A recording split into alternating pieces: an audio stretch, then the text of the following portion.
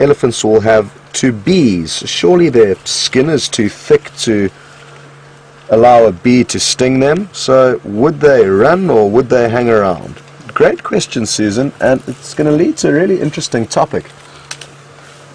Elephants are very difficult to keep out of areas where they are not supposed to be, even with electric fencing. They can be so clever that they will step on the pole that is not conducting electricity and break the fence down very delicately without getting shocked and then be able to get in. So many different methods and theories have been employed to try and keep elephants, especially away from crops in areas of Africa where they may not even have fences and may have to deal with wild elephants eating all their food, which is obviously a scenario you don't want.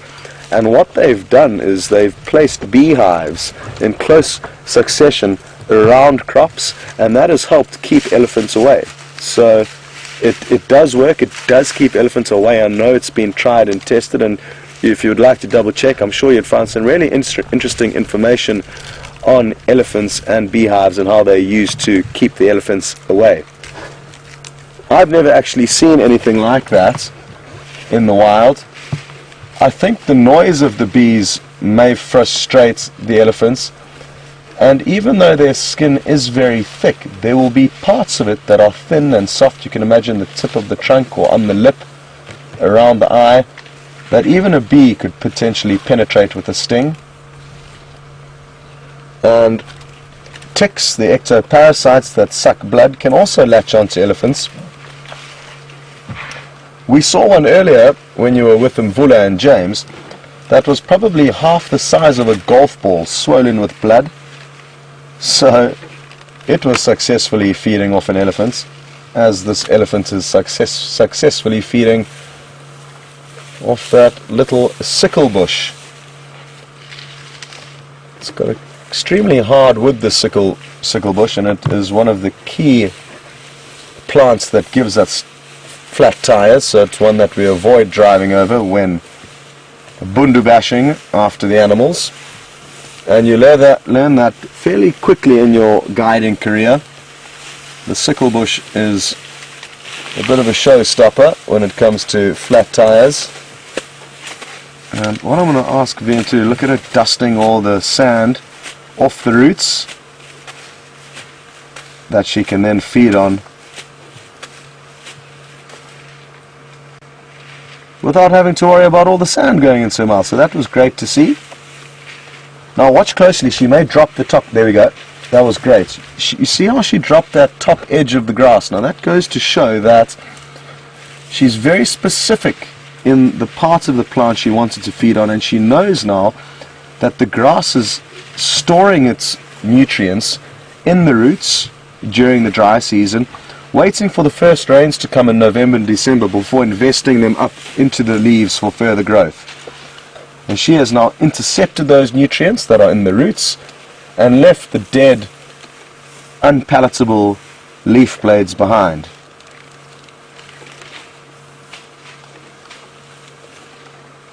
And like I did say earlier, it is one of their dry condition feeding habits, feeding on roots. Even though it's just the roots of grass, if they eat enough of them, there's a lot of nutrients in there. Or the bark from trees, or even actual roots from big marula trees that they may push over, or knobthorn trees that they may push over. This is a sickle bush that she's come up to, and I'm going to ask VM to zoom in closely to it. Oh no, cancel that, VM. Oh, zoom out. Yeah. Well, look at this. She's so close to us, but I'm going to duck out of your way now and let you have a closer look. Although, I don't think that's going to work because she's stopping for another big mouthful. Now she's going to be right here when she does this, and watch closely. She's tapping the grass against her chin, and when she takes that first mouthful, it will be of the roots, and the rest of the grass will drop down. Watch here. There we go. Perfect. And she is so close to us, I feel like I could almost reach out and touch her. Not that I would want to, but it would be wonderful if she just got her trunk and put it over and a little bit closer to investigate us. They sometimes do that.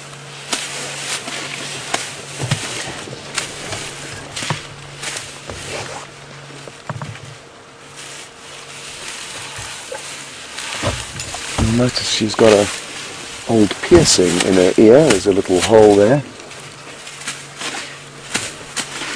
And I wonder when she got that little nick out of her ear. I'm guessing she's probably around 30 years or 40 years of age roughly. She's a big female in her prime.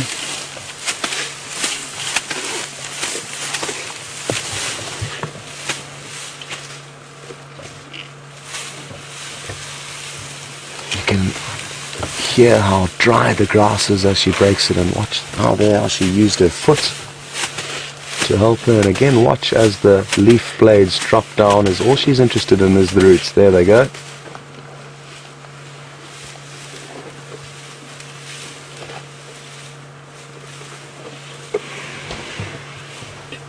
You can also see the mammary glands that I was talking about earlier behind her front legs, and quite abnormal. Most herbivores' mammary glands will be at the rear end.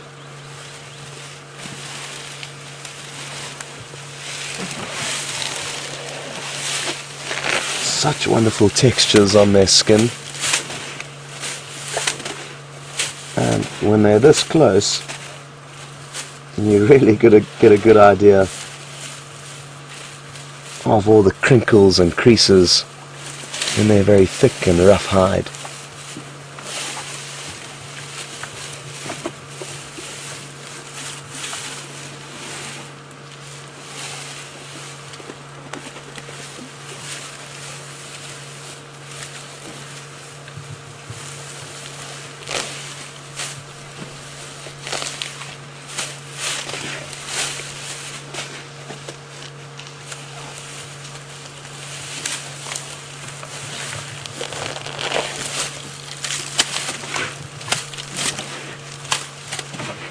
Well, thanks very much for that little tour, close-up tour, VM.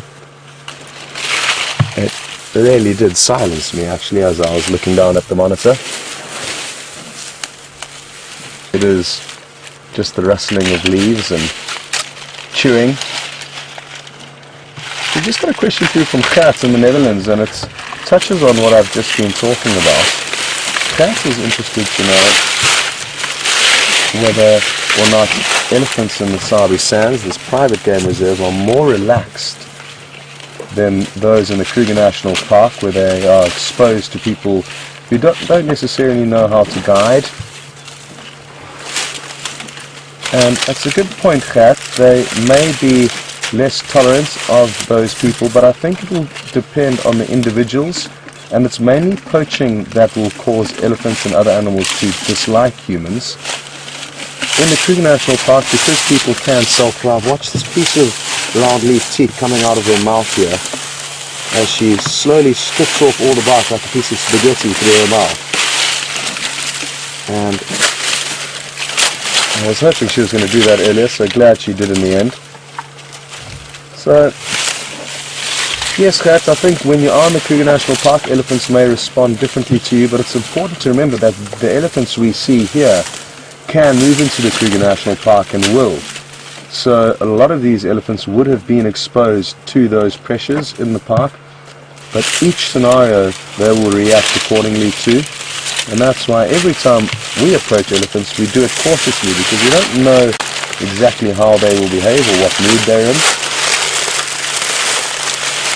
Well, we obviously chose a very tasty bush to park next to because she doesn't want to leave us. Either that, or I'm not sure what it could be. Let's watch again as she strips this bark off the round leaf teeth.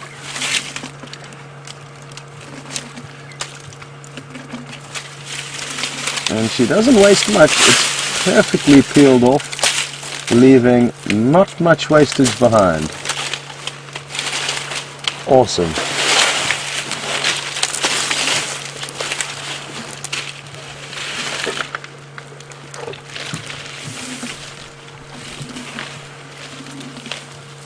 We're going to be able to see it possibly going in one end and out the other. There we go. Perfect.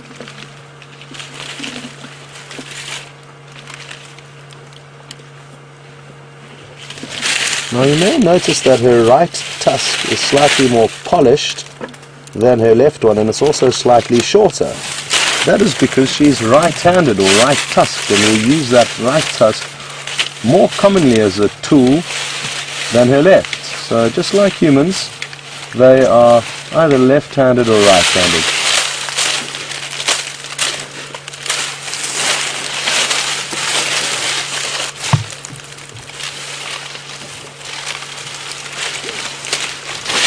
Well, Lewis, I'm just going to, we can't reposition the vehicle, we're too close to risk that, but I'm just going to answer Lewis's question quickly, and then hopefully she would have moved off far enough away for us to start up the vehicle without giving her a fright, and she would just have to flay her trunk to the side, and either VM or myself would go flying off the vehicle. Lewis is interested to know whether she was scratching her trunk earlier. I didn't notice that she was, but she certainly could have been. Just like humans, animals can get itches just about anywhere on their body, and she could well have been doing that. I haven't really seen them doing it, very, in a way that it was very easy to notice in the past, but I'm sure you're right, and it could well happen. I just sadly didn't notice that. Oh wow, look, we've just got a little baby who's arrived in front of us.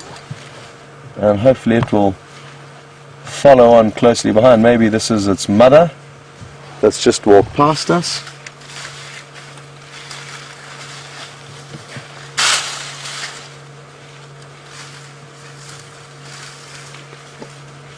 Well, welcome on board, Dee.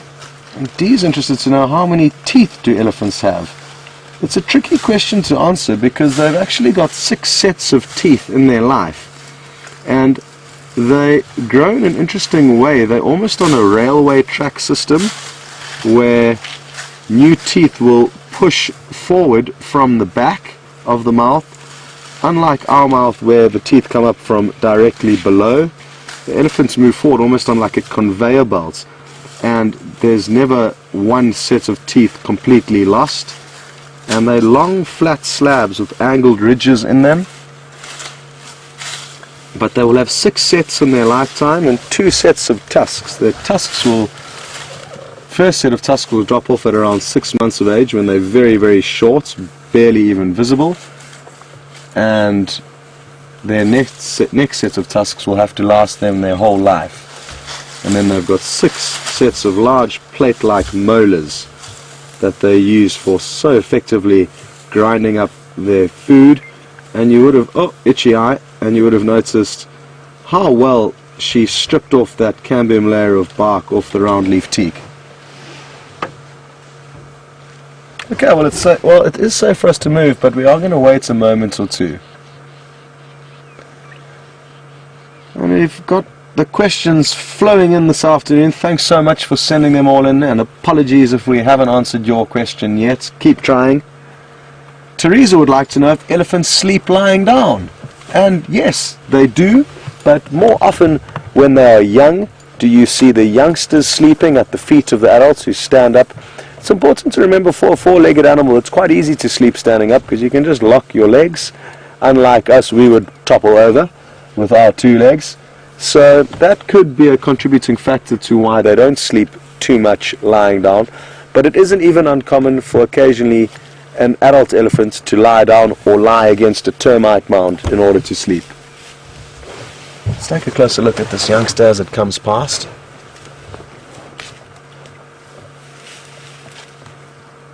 He's thinking about giving us trouble.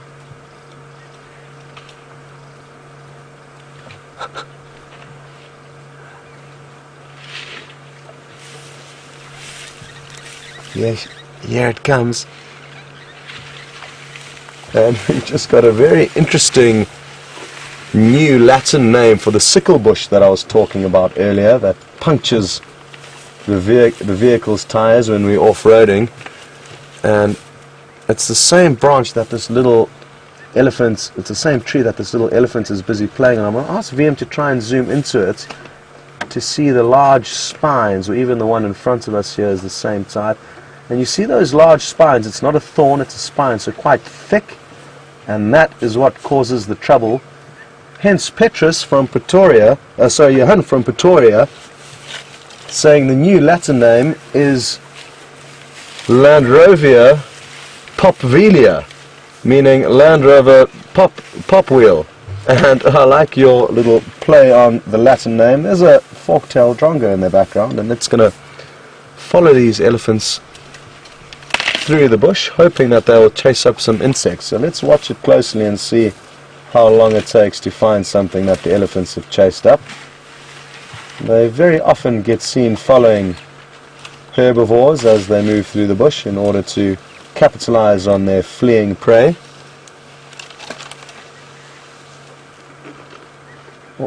Although we could be waiting a while then, we've got quite an interesting sight with the large female now. Oh, she's just stopped, but she may continue again. She was chewing on an incredibly thick branch again. Here we go. She may pick it up again in order to try and get the bark off it.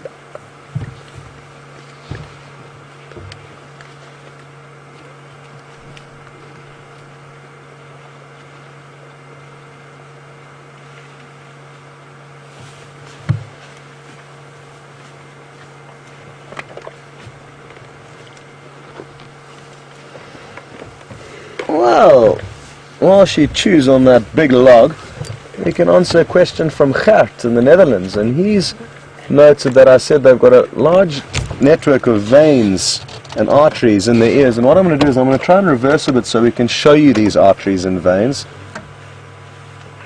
And he's interested to know if when the elephants tear their ears, do they bleed profusely? Not that I've seen, Gert, but you raise a very valid point, so it could well happen, but I guess the body coagulates in time to prevent any major damage to them. It isn't uncommon for elephants to rip their ears, and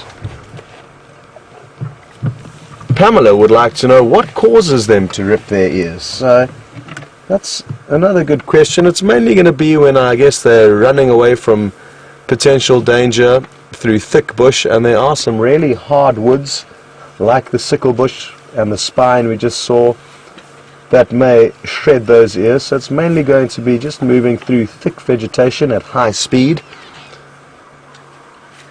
that causes their tattered ears. Some have got huge splits and more tatters than others, and I guess some possibly there. You can see all of those veins. It's not easy, but as she flaps open her ear you can get a brief picture into that network of veins. Those veins at the base of the ear where it meets the skull will be as thick as your fingers to give you an idea of size, and then obviously they taper out towards the periphery of the ear. Interestingly, the ears make up 20% of the surface area of an elephant, and it does make sense because it's double-sided and they're huge. Look at the size of that log she's chewing on. Absolutely incredible.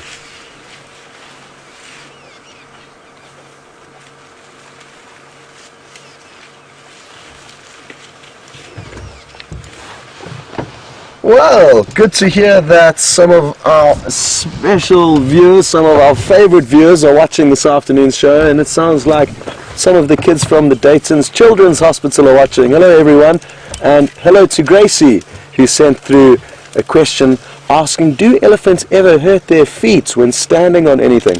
It's a very good question, Gracie, but usually their feet are so tough that whatever they stand on usually doesn't cause them any trouble, and we don't often see them limping around with a thorn or a stone in their foot. But Gracie, I've got to say goodbye to you quickly, and you're going to go and jump on the vehicle with James. He's got something exciting going on, so we'll see you a bit later.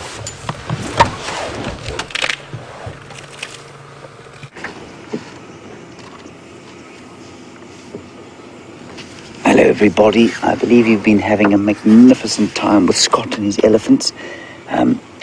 Beautiful shot here of a hyena, and in the background some buffalo. And we're at the den, and there have been those little ones running around, the sub-adults, or they're actually juveniles. They're not sub-adults yet, but no sign of a tiny one, and I think that's because the adults aren't here. But it's just lovely to watch those Look at the cub coming into play there. Fascinated by the buffalo. Buffalo couldn't care less, and they're just watching. And they haven't reacted at all to the hyenas. They definitely know the hyenas are here, but they're not reacting at all.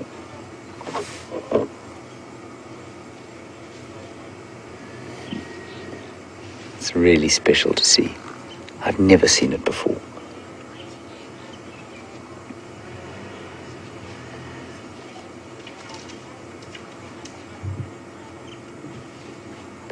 It's so unusual to see two species so completely in peace with each other.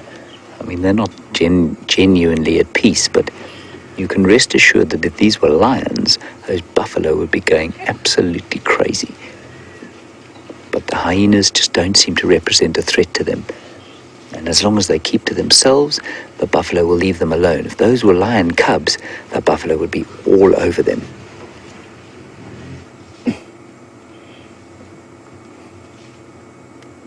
Gee, that's nice. That's so special.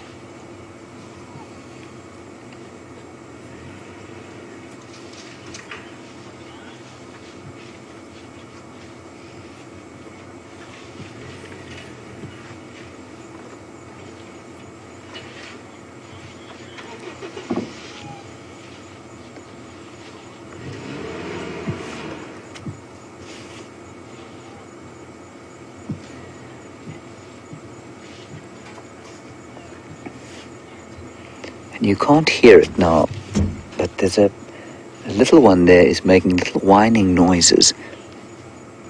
There we go, obviously trying to get some form of suckling going. Although, I'm just trying to see.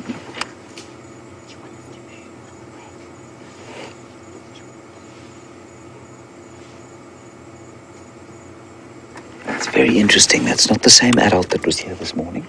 I think, I mean, clearly, so I did quite a lot of research on hyenas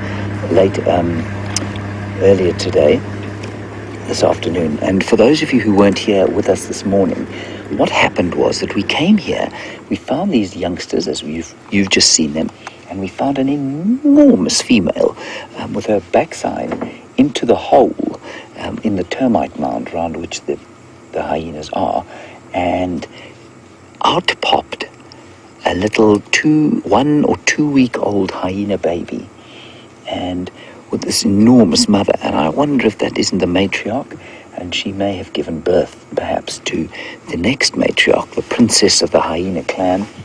That's where Brian's showing you now, is exactly where the little hyena came out of, and I'm sure he or she is still in there. So what happens in a clan like this, unlike with wild dogs, is that any of the females can give birth. But if the matriarch gives birth to a daughter, the daughter will inherit the matriarch's status. And she was an enormous female that we saw today. Apparently the females can keep growing for up to 10 years.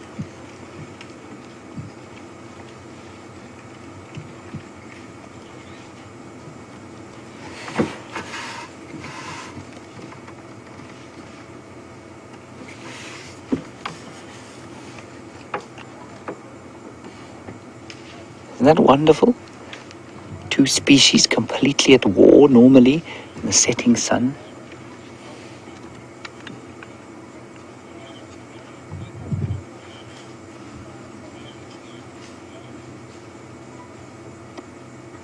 So I think the adult there is now playing nursemaid, just sort of guarding the den, while the big mother is clearly not here. She's much larger than that female there.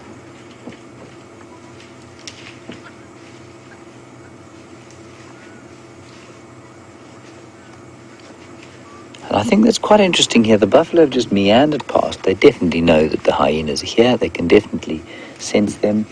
But I think what's interesting here is that they didn't... I think there's visual and there's definitely olfactory...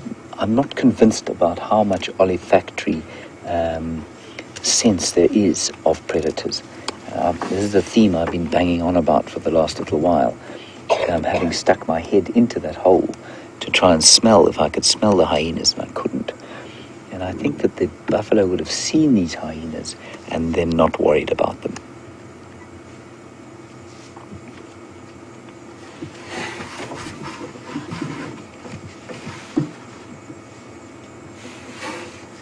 Look at that, they're the two sub-adults now, or two juveniles. They're not the same age, they're two that are the same age, and one that isn't.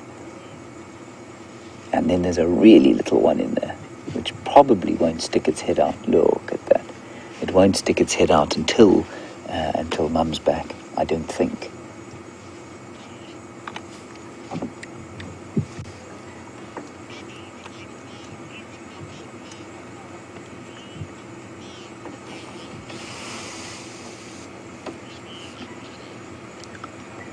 Hello, Ginny on Twitter. Nice question, and something I find very interesting. Do I think that the buffalo see or smell that these are not lion cubs? I think without question they are seeing it. They're lying out in the open. The buffalo have pretty good eyesight. I just don't think the smell is that strong on these animals. And so I think it's definitely a sight thing at this stage. Nice question. Thanks, Jenny.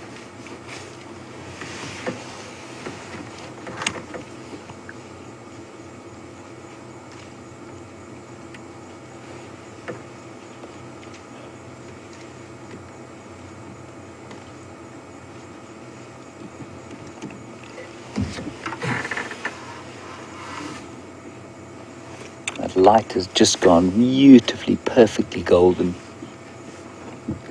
A wonderful place to spend the evening in the company with. We had a question about the apex predator the other day. Just now, sorry, not the other day. And this is as close to the apex predator as anything except the lion, of course. These are the second in the predator hierarchy, the hyena. And the leopard that we were watching, despite his magnificence and power and strength, is only fourth after wild dogs, hyenas, and lions.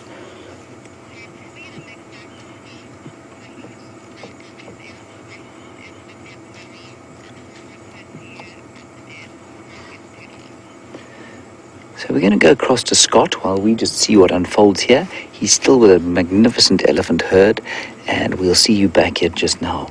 Enjoy the Ellies.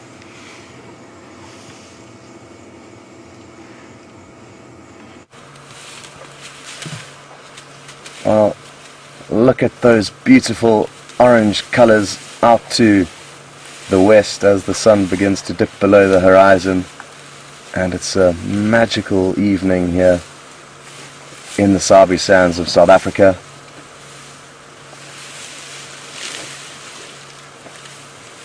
Happy to hear you've had a quality sighting at the hyena den site. It's a pity the tiny new cub that James saw for the first time this morning didn't pop out, but that's part of the adventure out here. We don't know what's going to happen, and when the good things do happen, it makes it that much sweeter. We've basically spent the whole afternoon with this herd of elephants. They've been moving very slowly and made for some great viewing. This is the same big cow that we have spent a lot of time with. She was just a few meters from our vehicle a little bit earlier. And if you've just joined, welcome to the show. This is a live safari, and I hope you're enjoying it.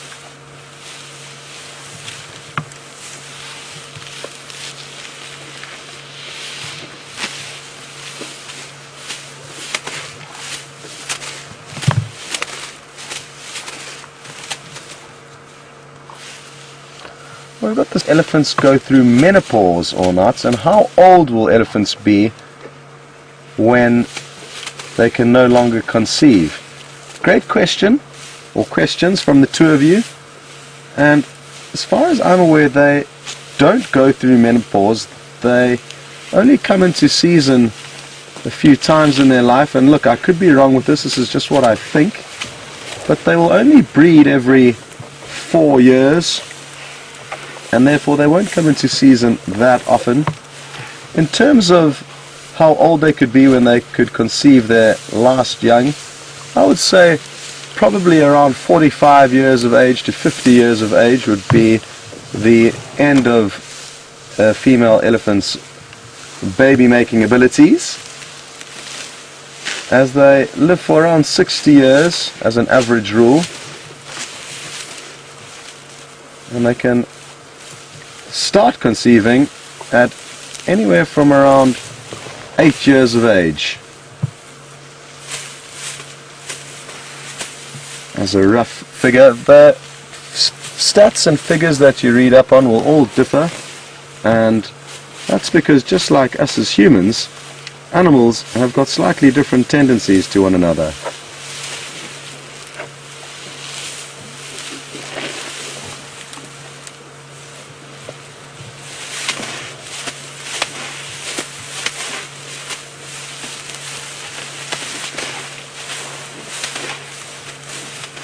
Well, good evening, Fabienne from Montreal. I know Fabienne well, and she's a wonderful lady that spent some time with us out here at Djuma. I hope all is well, and it's good to know that you're watching. Fabienne's interested to know whether or not elephants will vary their diets in areas where there aren't a lot of mapani trees. There's a lot of mapani trees that grow further north of us, and elephants will feed on them, and because there's a lack of mapanis here, they certainly will feed differently in this area. Sadly though, Fabian, I haven't spent much time in areas with mapani velds, so I haven't really noticed how much elephants feed on them and what time of year they will feed on the leaves, for example, or what time of the year they may feed on the roots or the bark. So it always varies with individual plants. And sadly, I think you're going to have to ask Mark that question. He'll be able to give you an answer. He knows a lot more about the Mapani fault areas. Good to have you with us, Fabienne, and I hope all is well.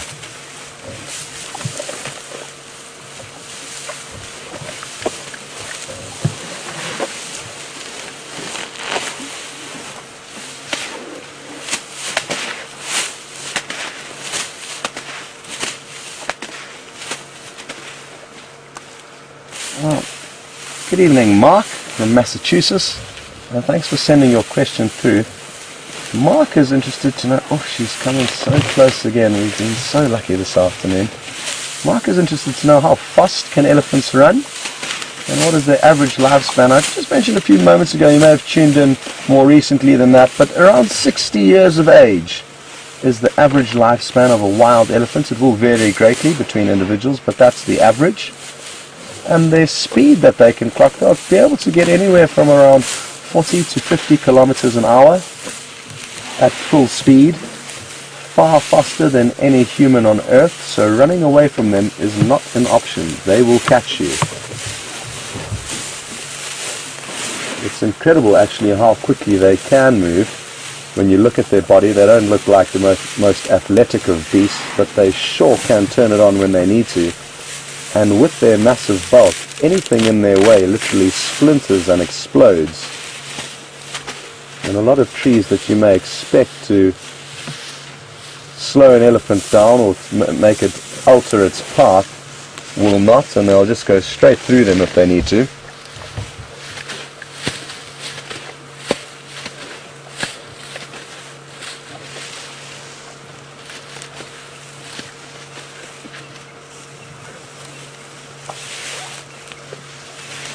Okay, another interesting question just come through from Anna.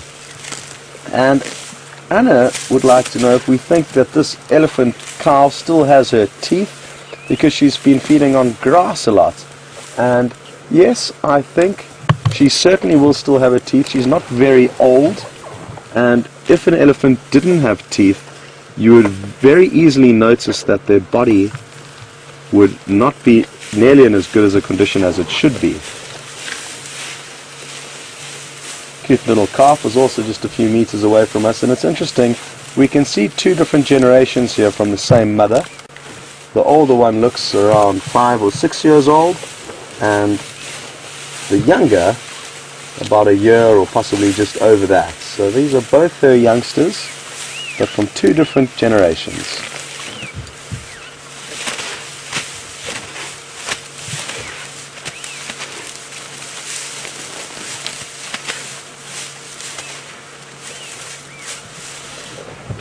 Well, I'm told it's a very hot afternoon in Florida, or hot day in Florida rather, and that's from Kathy.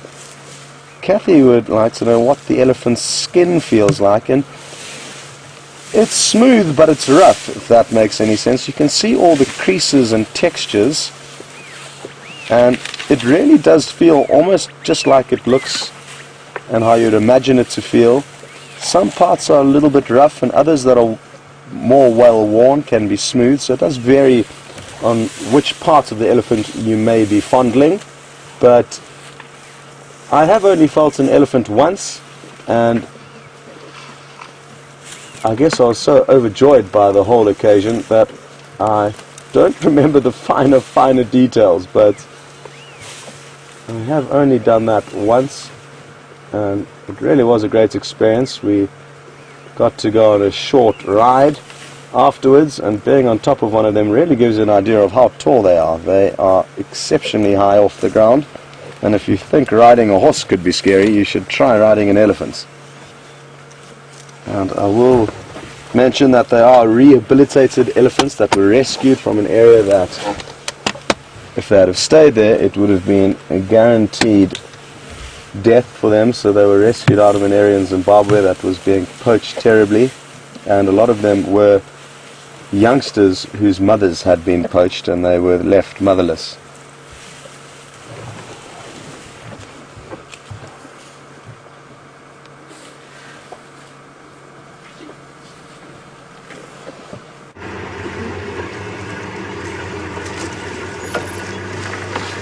Hello everybody, welcome back to the hyena den, where the three youngsters are out and about. One of them is definitely more nervous than the others, and two of the vehicles have just left, and as they started the engine, one of them skedaddled over around and into the hole where I'm hoping the tiny baby is still. But interestingly, as Brian said, do I think that maybe it was a temporary stopover this morning? So when we got here this morning, where that little one there is on your left-hand side of your screen, there was a female, huge female, and she was there with a tiny baby, and they do sometimes sort of have stopover dens. So it's possible that she stopped over here and moved around to another den. But I'm hoping she'll come back and maybe that little one will pop out. We're not going to hang around here for too long because we're not going to shine a spotlight on such young animals. He's now coming to have a look. Come on, fella. Look at that.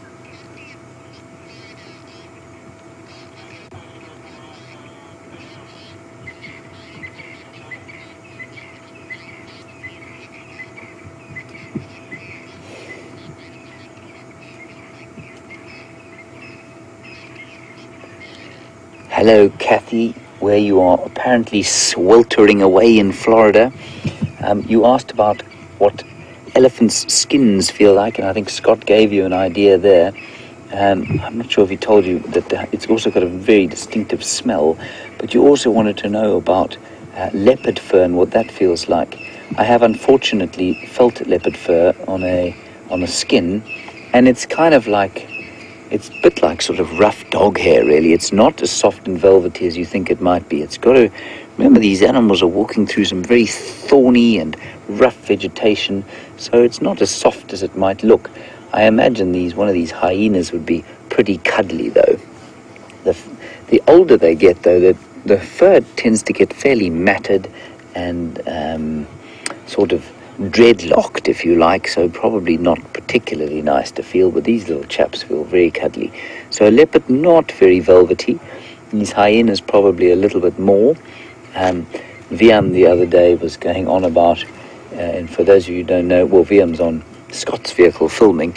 We drove past some waterbuck, and they look very fluffy and cuddly. He said he thought he'd like to, it was a cold winter's morning, and he felt he'd quite like to be snuggled up with a waterbuck. Viam is a bit odd. Well, I think we're all probably a bit odd.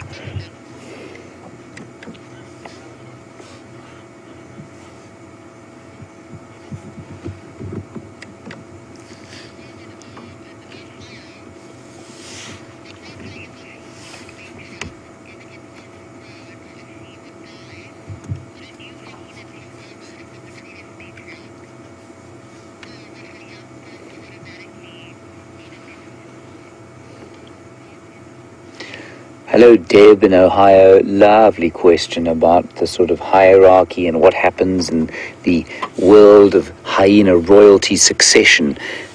Deb, what normally happens is that, as you surmise, it would probably be if the matriarch has got a daughter and the daughter is of sufficient age, she will then become the matriarch. That's normally, though, not because she's, the matriarch is normally the biggest female. And so genetically, if the matriarch has a big baby, or has a baby, it will probably be bigger than most of the others, just from a genetic point of view. So that's normally what will happen. Otherwise, if there is no, if the matriarch dies and she doesn't have a daughter, it's quite possible that there's a pretty linear hierarchy amongst the females, and then the next ranking female will probably become the matriarch. I don't think it works quite like it does in, say, an elephant herd, where the matriarch is responsible for, really directing operations. She's like the CEO of the elephant herd. With the hyena clan, it's a dominance hierarchy, certainly, but the clan is not nearly as close-knit as an elephant herd is, for example.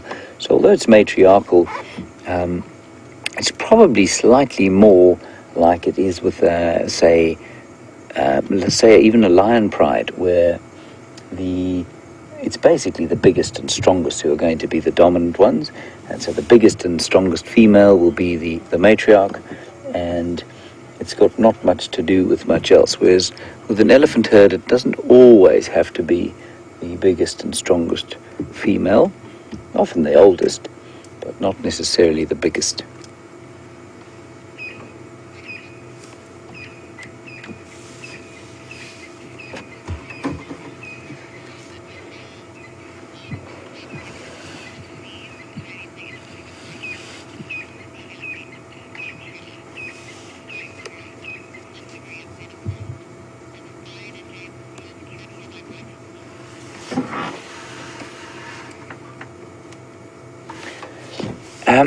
Apparently, we're also discussing possible sort of menopause with elephants, and perhaps wondering whether hyena have a similar sort of thing.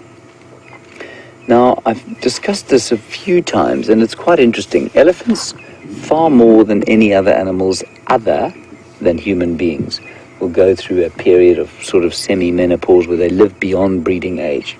Hyenas, not so much. Lions, not so much. Leopards, not so much. Once they are, basically, they will reproduce almost until they're too old to eat and hunt and survive. And that's because the major reason for a period of menopause, it's very unusual in the animal kingdom. And the main reason for a period of menopause is so that it's because our elders, certainly in human and elephant society, are repositories of knowledge, where, for example, in leopards, a leopard is not a mother leopard finishes teaching, or what very little teaching there is finished by the time the leopard goes independent. And it's a similar sort of situation with the hyenas. They learn how to hunt together, and then the mother, kind of leaves them to do what they have to do. There's another buffalo coming into the picture at the back there, Brian. There we go. So the general rule, everybody, is that if an animal is to have a period of menopause, there has to be a reason for why there would be or why the animal would survive beyond breeding age. And that biological reason is normally that the animal is a repository of some kind of crucial knowledge. So in elephants, especially before the advent of pumps and dams and water holes, they know where all the water is. They need to teach their youngsters. Certainly they seem to eat different kinds of plants at different times of the year, and I'm sure there's a lot of instruction that goes with that.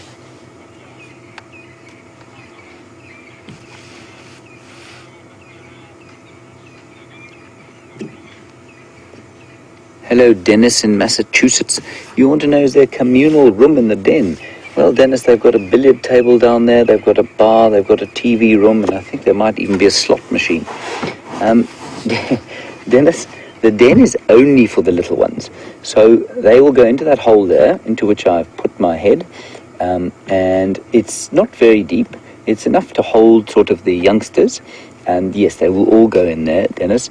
There is another one around the other side, in which they can, it probably is a bit smaller than these ones, and they can go in there and certainly hide. The little baby one went in there today, around the other side.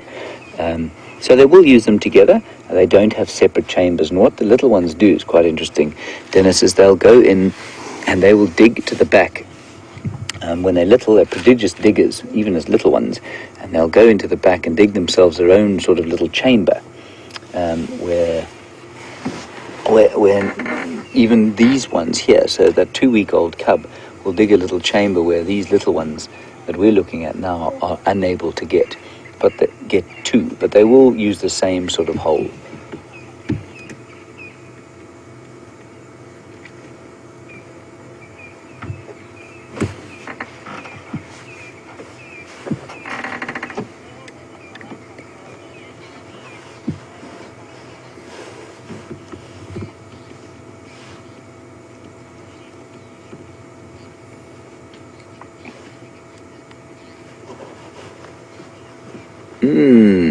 Nice question from Genevieve in New York.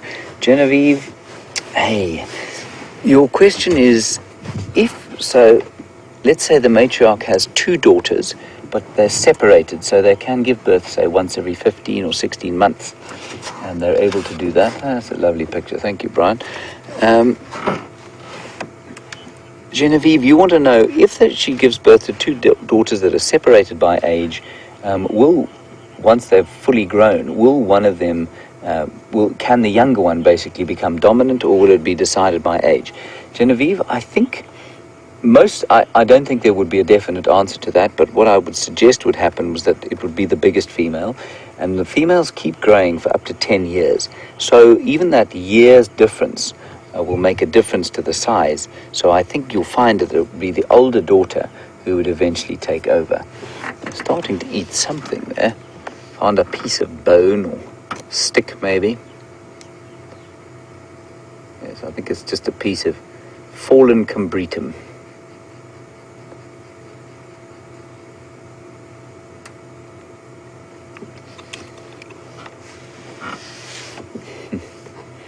These cameras are really remarkable. It's a lot darker than it looks on the screen there. All around there, just some buffalo grazing past very peacefully. That's a beautiful picture. He's just smelling the air, not getting too close, making sure that he can get back to the den should anything untoward happen.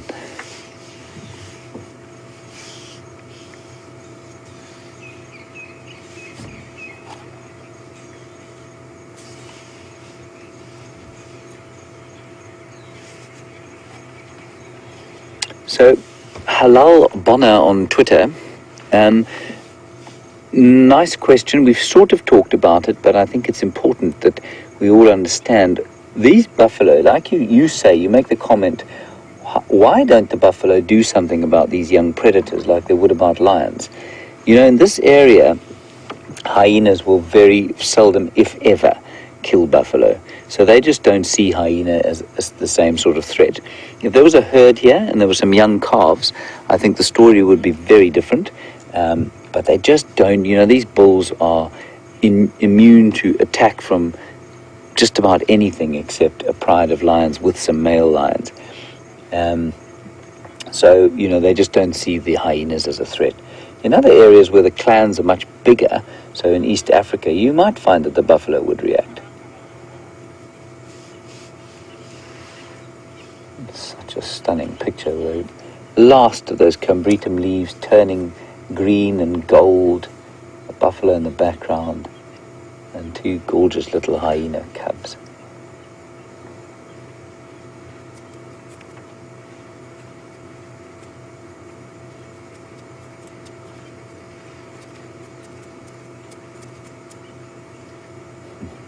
Hyena looking up into the marula tree. Looks like it's thinking about climbing up, but obviously it's totally unable to climb. They don't have protractable claws like a cat does, so they really don't have anything like the mechanisms needed to get up a tree.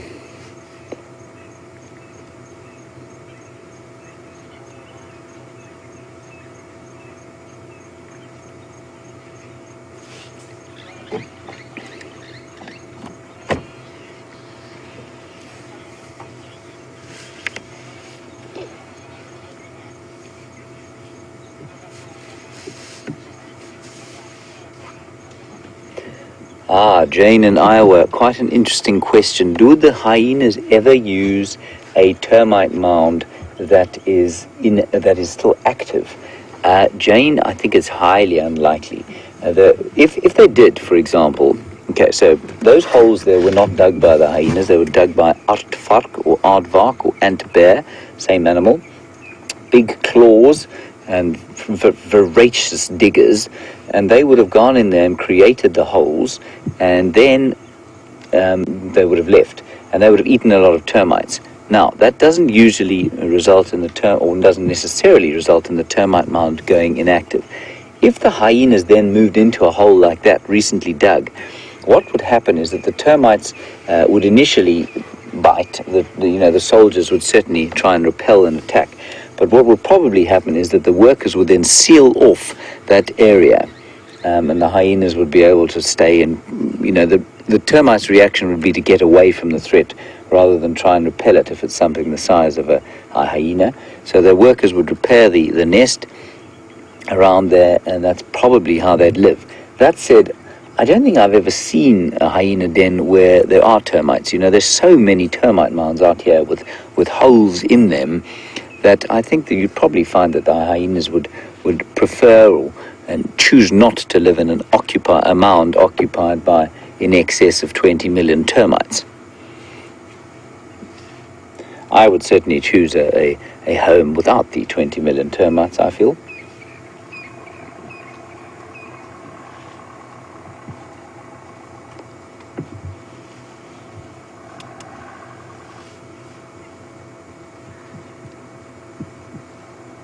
Just going to have a listen to what we can hear.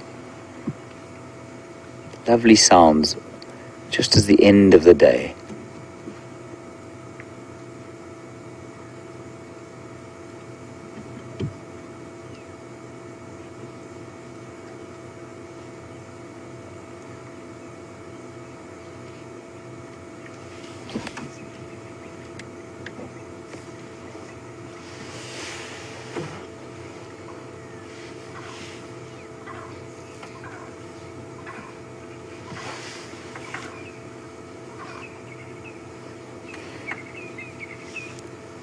So what you can hear at the moment is the odd francolin calling their last calls. You can hear the buffalo just scraping gently through the bush. You can hear the hyenas doing the same.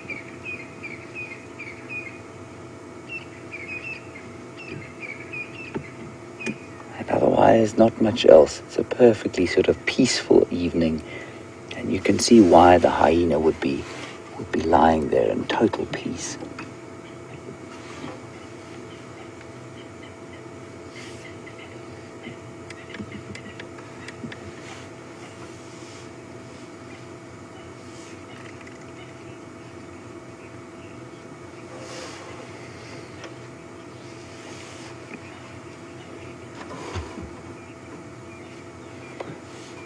John in California, a wonderful question. You and I have something very much in common. You say you love hyenas, and you wonder why they don't get the same respect or attention that some of the other predators do. John, two reasons, or there are probably a few, but the major two are the following. One, the Lion King, which did wonders for African wildlife and probably for African tourism. Unfortunately, it was one of the most biologically inaccurate films ever made, but that's not a criticism of the film. It wasn't meant to be a documentary. Those ridiculous hyenas who were posited as the gangsters of the bush, I think gave hyenas a terribly bad rap. And the other reason, John, is that they tend to be known as scavengers. And we tend to find scavenging distasteful for some reason. In actual fact, lions are a lot more, or scavenge just as much as hyenas do. That beautiful leopard we saw today was about to go off and scavenge on a fairly long dead zebra, which was probably quite distasteful. And what's interesting too is that you and I, as human beings, used to be scavengers.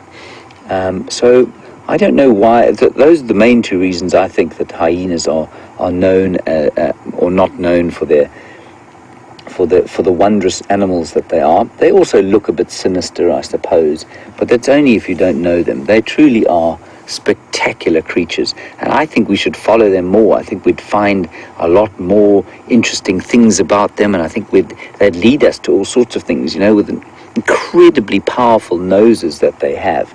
I think they'd lead us to all sorts of interesting things. So John, you and I were in the same boat. I find them absolutely fascinating.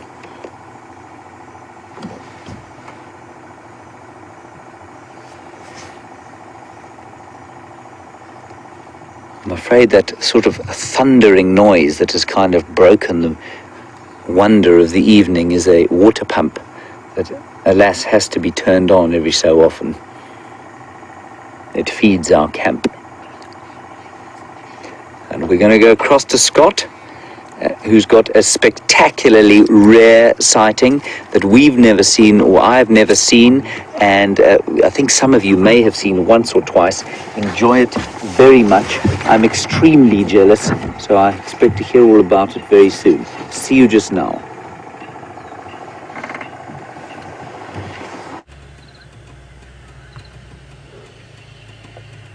Welcome back, everyone, and this is a huge event.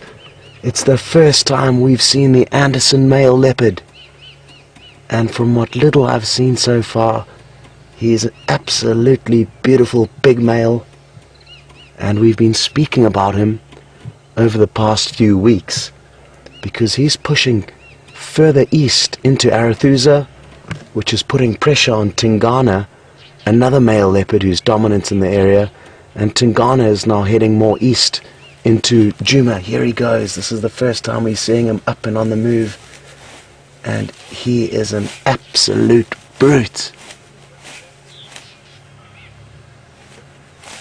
Younger than Tingana as well as younger than Mvula.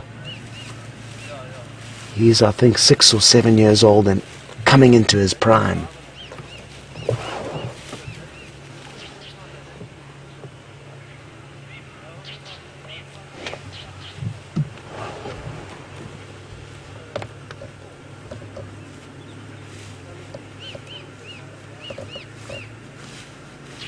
Quick scent mark, and this is exactly what we're talking about. He's pushing deeper into Arathusa, although we are on our western boundary with the next property, and this will be our last visual of him. Where he goes now, we will sadly not be able to follow him, but didn't we get you in the nick of time just before he got up to head off, sadly, into a property where we cannot go.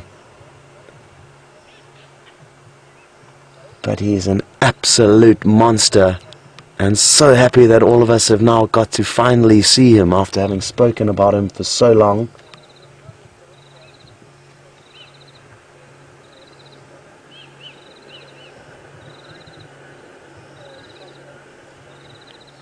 Another scent mark, and we've got such a great low angle here. Look at that extra flap of skin on his chest, sign of a big male leopard. In terms of size comparisons to Mvula and Tingana, I think he is slightly bigger, and because he's younger, he's in a good position. But let's just enjoy these last few shots as he disappears to the west into a neighboring property where we will not sadly be able to follow him. I'm just going to give a quick update on the radio. Stations Anderson Madora has headed straight west from Broken Dam. I will not be following. Well, that is absolutely awesome. We've got a new character on the show now, and I'm guessing we're going to be seeing more and more of him over the coming weeks and months as he begins to grow his territory and push deeper into Tingana's territory here on Arathusa. What a magical afternoon it's been. Mvula, the dominant male that we see on the far west of our traversing property, and now the Anderson male, who's the new male who has arrived from the east, from the west rather. So great sighting, and it's turned out to be an action-packed afternoon. The elephants, Mvula, the hyena den sites, and now another big male leopard. We could almost stop the drive now, but we would never do that, because let's see what else we can find out there.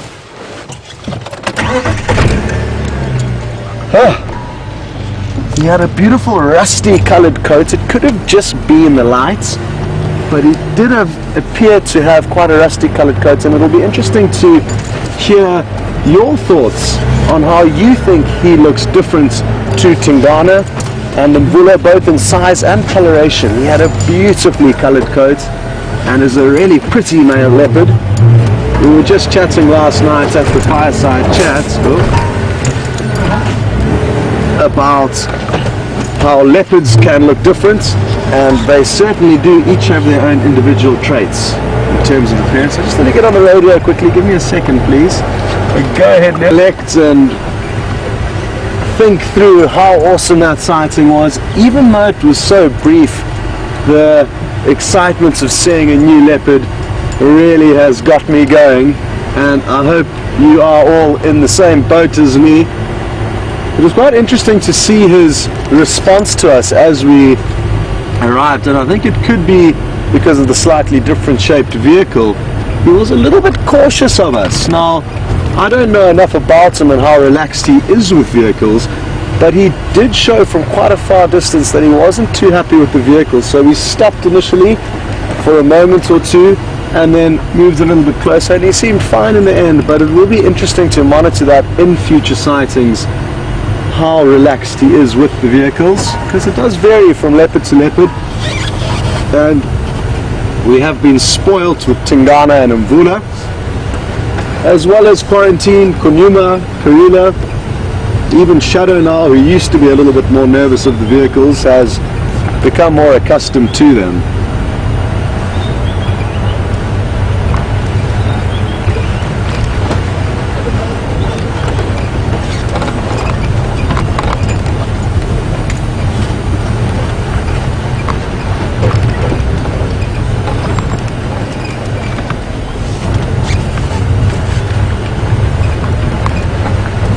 I guess I should think about turning the lights on and getting the old spotlight out. Maybe a bit early for the spotlight, don't need it quite yet, although we'll keep using it, as it certainly does help pick up the reflection of the animal's eyes as we shine what appears to be quite haphazardly and quickly through the bush. All we're wanting is a glint or reflection from the animal's eyes that sparkle brightly. Now we're going to continue shining the spotlight around in the hope of finding any nocturnal critters, and while we do, we're going to send you back to James and see what he's up to.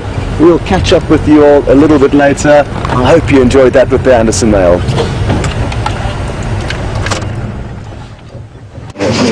Sorry.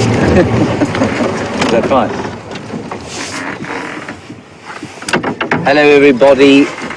Welcome back to Giga.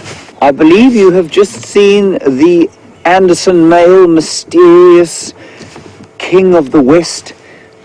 Is he as big as everybody says he is? I'm extremely jealous that I didn't get to see him. You saw Mvula today.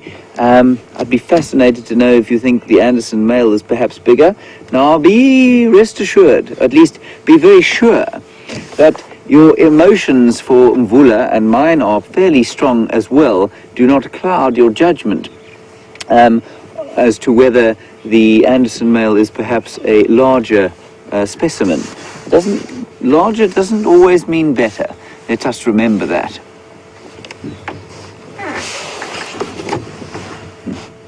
So, there's a wonderful sunset going on here. Not a lot of noise going on, which is beautiful. And then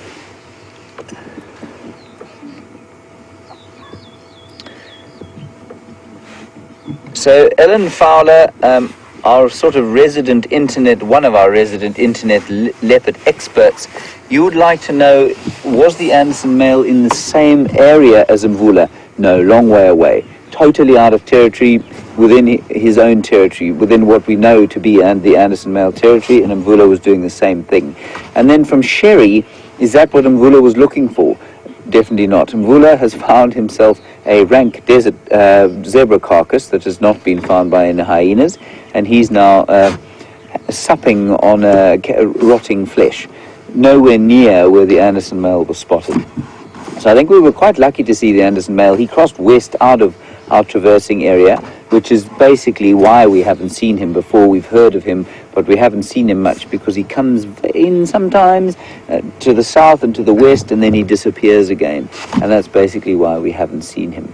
Mvula, so west basically, as you can see where the setting sun is, that's sort of northwestish at this time of year.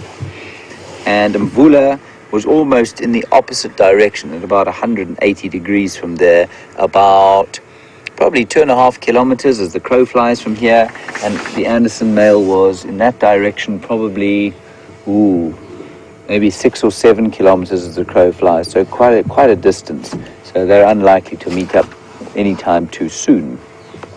That's why I'm quite interested to know if the Anderson is as large as he thinks it is, or as he's renowned to be, or if he isn't perhaps.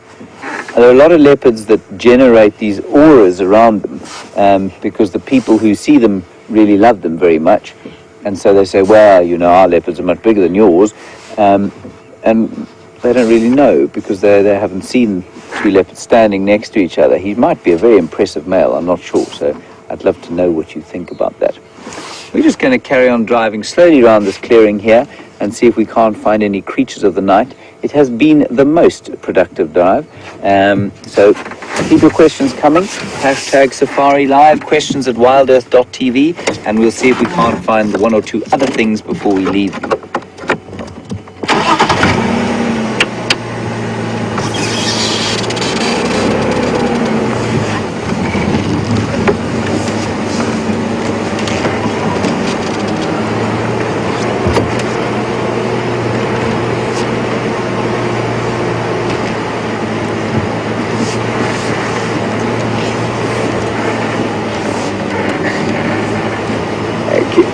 Curious one.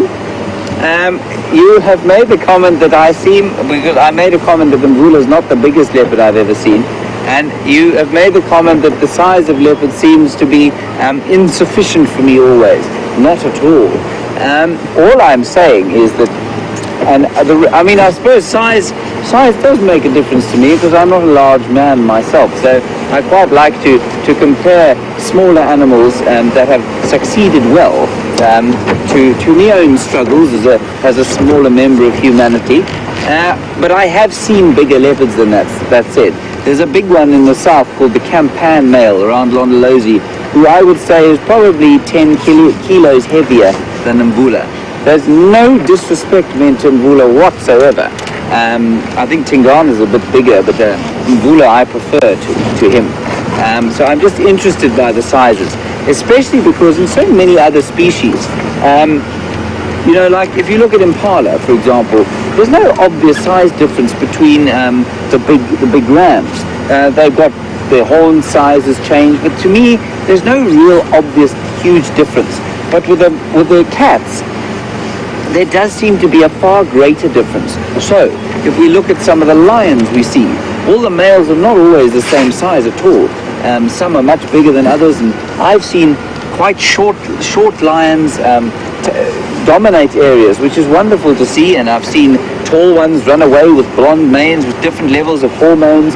So it's not always size with the cats, whereas it seems to be with a lot of other animals, and certainly with the leopards around here, there's huge variation in size, which I just find fascinating.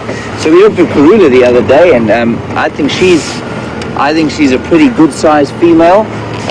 Not the biggest I've seen, but I've seen an abnormally big one. But she's definitely a very good size. So, curious one. I am more than happy with the size of the leopards. I'm just fascinated by by why they should be different sizes and how the different sizes cope and compensate, and indeed if they need to compensate. Thanks for your query.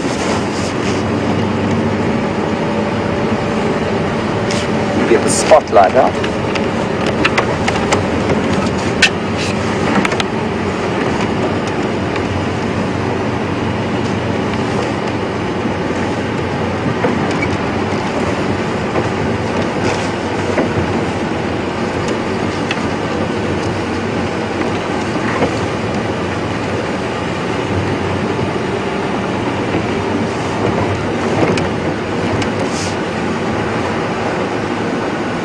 There's some very nice information on the lineage of Mvula.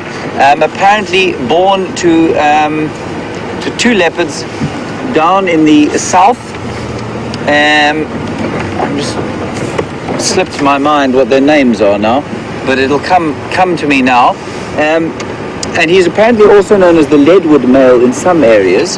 And he was born in 2005, so he's now 10, which is a pretty good age for a male leopard. That's why he's in his prime. He's kind of dominating the area so nicely, even with that rather damaged eye.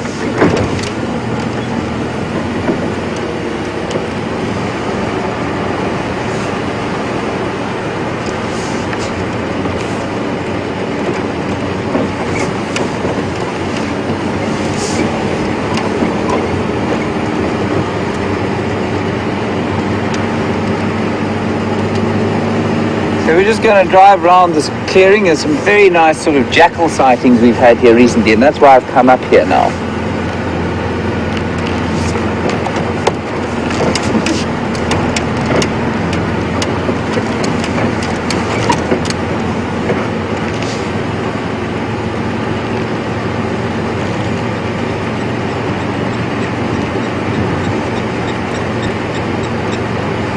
Hello, Daniel. You've got a question about the age of the leopards. So, like we just discussed, Mvula is 10. He turned 10 this year. Brian, Tingana?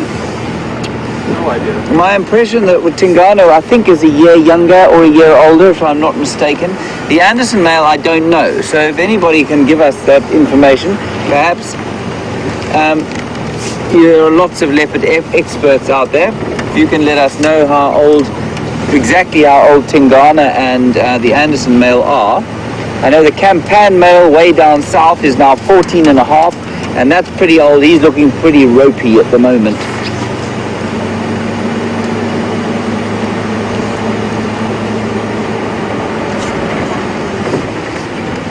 So Daniel, what happens is that they will become dominant when they're about 4 years old, or 4 or 5 years old.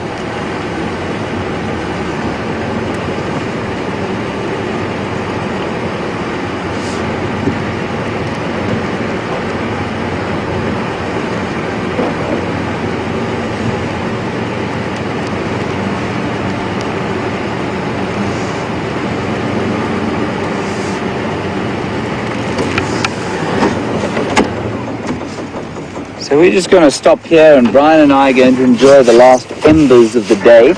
Lovely joke there from Angie in Ohio. Angie, I think it was a joke. You say that Brian should be given a medal for all the tree dodging he did today. Perhaps not a medal, but a new jacket might be a good idea. Thank you for that, Angie. I'm sure he will take you up on ensuring that I do that for him. It's been an action-packed day.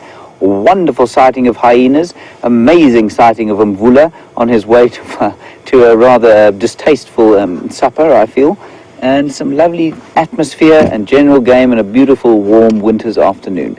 So thank you for all your questions and your comments. They've been wonderful. I've learnt again a huge amount from all of you, and thank you so much for that. Thank you to Tara and Nikki in the final control. And we're going to head, and thank you to Brian especially, who's now basically wearing tatters. Thanks to him for staying on board and not abandoning me during the course of the evening.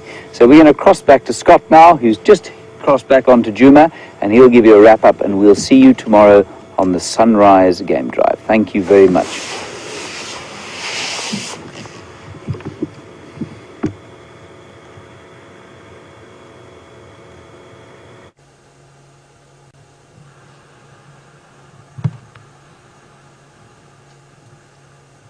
Well, here we are, sitting with the marula tree and the moon.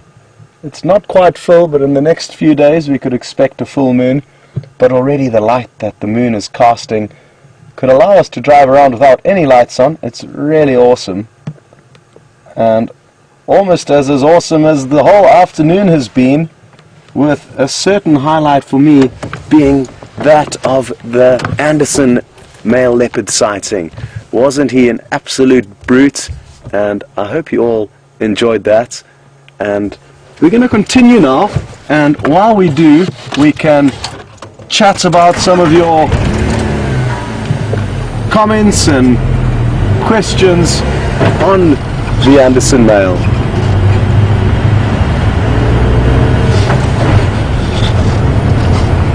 I did touch on it briefly, but John and Lorraine and many others are interested to know my thoughts on who is the bigger leopard, Tingana, Mvula, or the Anderson male.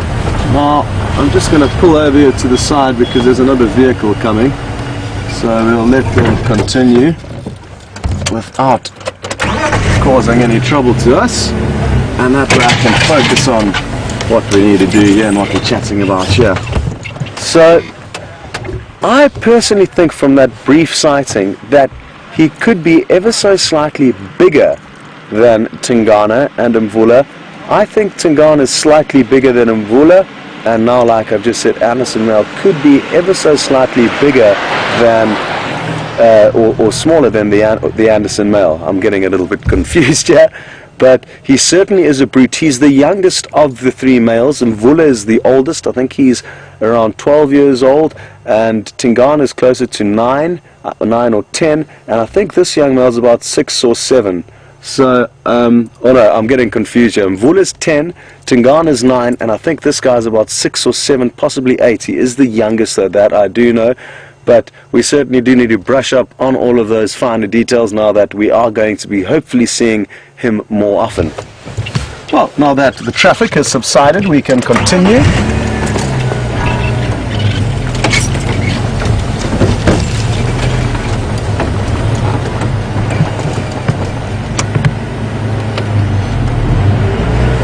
A great question through from Ginny, asking if I noticed any specific markings that we could help use to identify him in the future.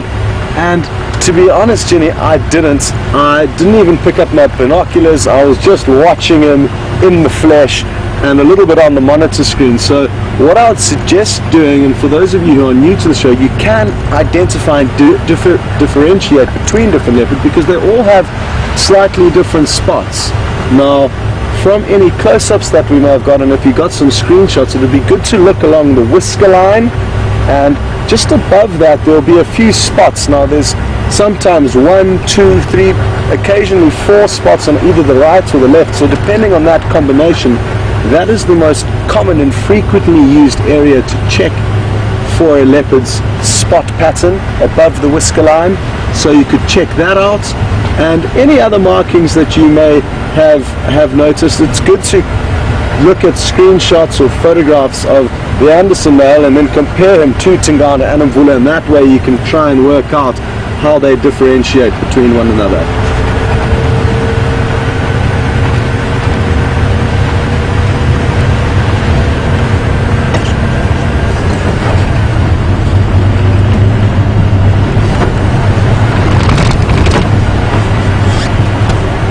Interesting, Francie has noticed something that she thinks is different to Mvula and Tingana, and I agree with you, Francie, and a lot more of you have also noticed this, not just Francie, that his eyes seemed quite pale, and I agree, they almost had they had a much paler tinge to them than Tingana and Mvula, so that's something noticeable already. And because of those pale eyes, it almost made it look like he had mascara or makeup around the outside of that black rim, and I think that was exaggerated by the pale color of his eye. But even in a photograph, Francie, that I have seen of him, it was one of the first things I noticed. He has quite fierce looking eyes, that's for certain.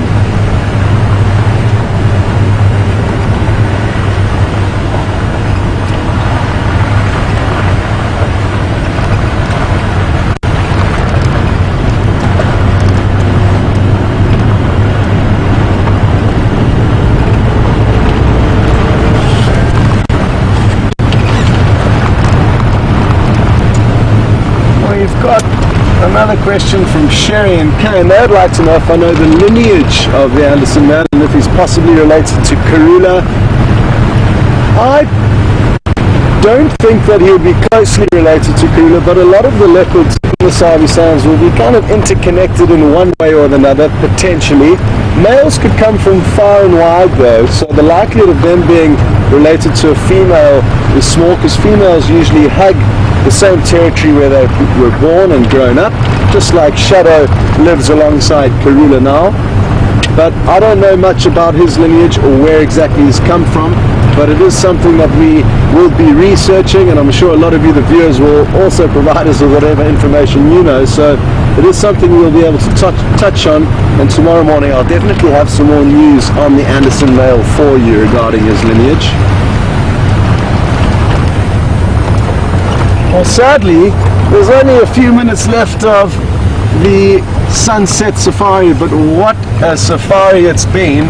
And the beauty of Safari Live is that there weren't just 6 people on the back of the vehicle like most safaris, there were thousands of you that got to enjoy this, and it's a really awesome thought to have that there are so many people on the back of the vehicle with us at all times, and we really appreciate having you alongside us.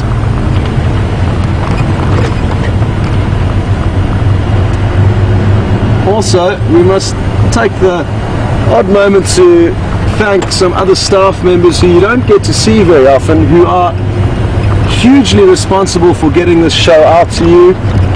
One of which is Eugene, who's one of our tech wizards here on the ground.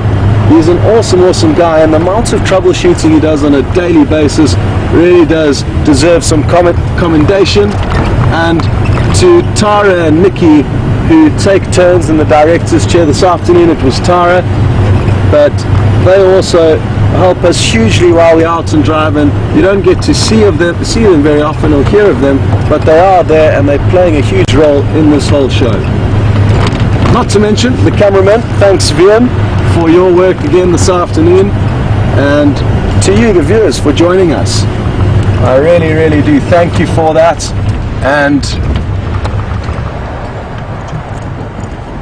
I'm just going to stop here